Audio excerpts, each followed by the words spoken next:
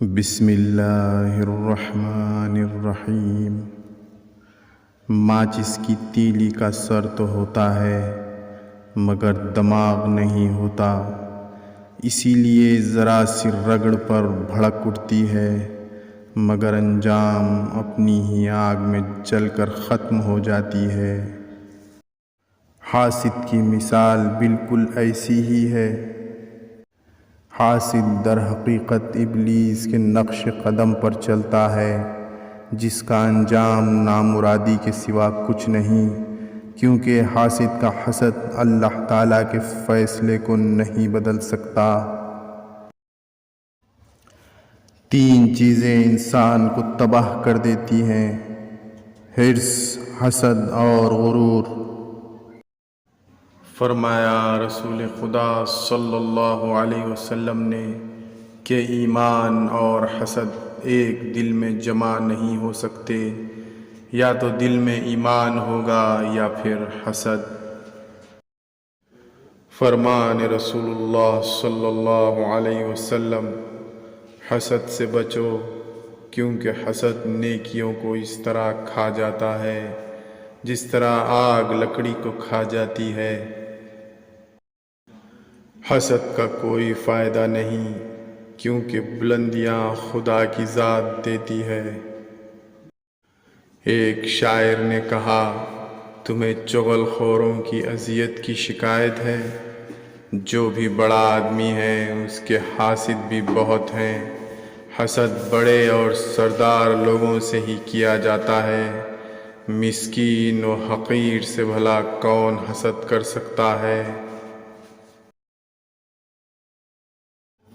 دنیا بھی بڑی عجیب جگہ ہے۔ جب چلنا نہیں سیکھا تھا تو کوئی گرنے نہیں دیتا تھا، اور جب چلنا سیکھ لیا تو لوگ قدم قدم پہ گرانا چاہتے ہیں۔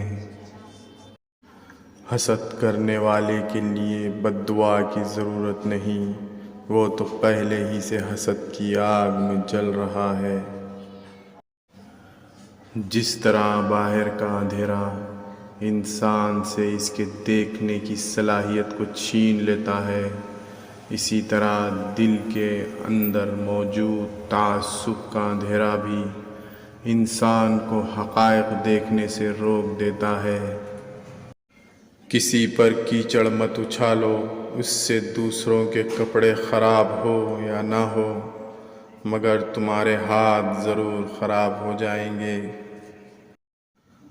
گناہ کرنے کے بعد بھی اگر دل مطمئن رہے تو سمجھ لیں کہ ضمیر مردہ ہو چکا ہے اور ایمان رخصت ہو چکا ہے۔ بدگمانی کشتی کے اندر قطرہ قطرہ رستا ہوا پانی ہے، جو آخر کار کشتی کو لے ڈوبتا ہے۔ ہر چیز اپنے وقت میں اچھی لگتی ہے، نیکی کمانے کا صحیح وقت جوانی ہے۔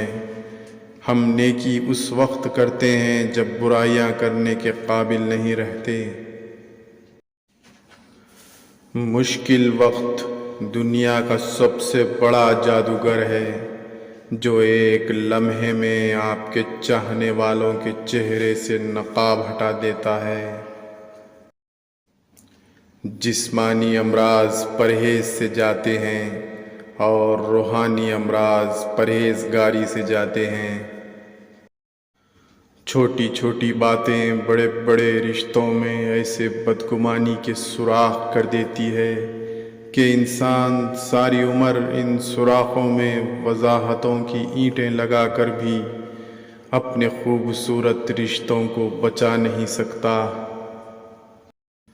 عقل جتنی چھوٹی ہوگی زبان اتنی بڑی ہوگی، کیونکہ وہی برتن شور کرتا ہے جو اندر سے خالی ہو۔ اسی طرح کی مزید معلوماتی ویڈیوز دیکھنے کے لیے میرے چینل راہ اسلام کو لائک کریں اور سبسکرائب کریں اور آگے شیئر کریں۔ اللہ حافظ۔